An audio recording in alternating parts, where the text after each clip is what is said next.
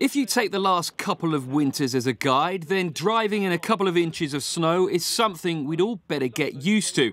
Now, that could fill you with dread, unless you have a four-wheel drive at your disposal. But what happens if you put a 4x4 through its paces in some really tough conditions? Well, these are the snowy foothills of Vermont, a far cry from the slush and drizzle of the M1, but the perfect terrain to test out a true British icon.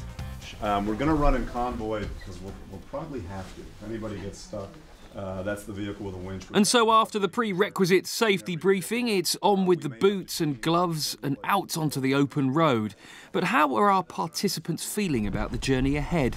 I did the Merlet drive, which is across Europe. I think it starts in Chamonix and you drive up to Grand Monte and Chamonix and you drive across through the Chamonix Valley. It's amazing, it's fantastic. Through the night, up and down, black runs, extraordinary, it was amazing. So this is Fred, my instructor for the day, who not only lives in these parts, he also spends his entire life in Land Rovers. The main roads are kept under control by the snowplows, but as we head off the beaten track, things start to get a little more interesting. So here we are buried deep in Vermont on a Class 4 trail. That's the most extreme, and things are going to get a little bit hardcore. So we've jacked up the air suspension and we're slapping on the snow chains. We've got a bit of altitude ahead of us, I think, but we've got water and trail mix. So, you know, it's all going to be good. Once on, the chains make a noticeable difference to the car's ability to take on even more extreme conditions. So having fitted the snow chains, the idea now is to take that trail straight through the middle of the forest. Apparently is the toughest in the area. But as you can see, we've hit a bit of an impasse. So, old-fashioned tools.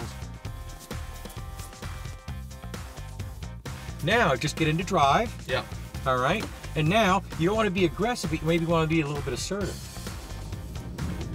A little more throttle. Keep it steady. A little left, keep it steady, a little more throttle. Gradually build, try and build momentum gradually. Gradually try and build up. A little more throttle, just a little bit. Good. Now you can feel the car starting to hook up. See, you feel it? It's a gradual, it's a crescendo. It's a crescendo of momentum. The chains perform a superb job breaking through the fresh snow, but sometimes in these conditions, even chains aren't enough. So we've hit our first big problem of the day. We've got about 3 foot of fresh snow and it's tightly packed ice underneath. So our LR4 has got stuck. So we've cranked out the wind, we've trapped it to a tree behind us, and now we're going to pull all the vehicles through. Lunch is looking a long time away. Thankfully though, it's not long before the cars are back on the move and giving the snow a right royal pounding. So there you go. It's pretty impressive stuff. Not exactly 100 miles an hour on a racetrack, but this is still fantastic fun. We had an amazing day. We're at the end of it. It's just been breathtakingly beautiful. Incredible Vermont scenery, incredible performance from the Ranges, supercharged and otherwise extraordinary. And I recommend that you come up here and this is your tool.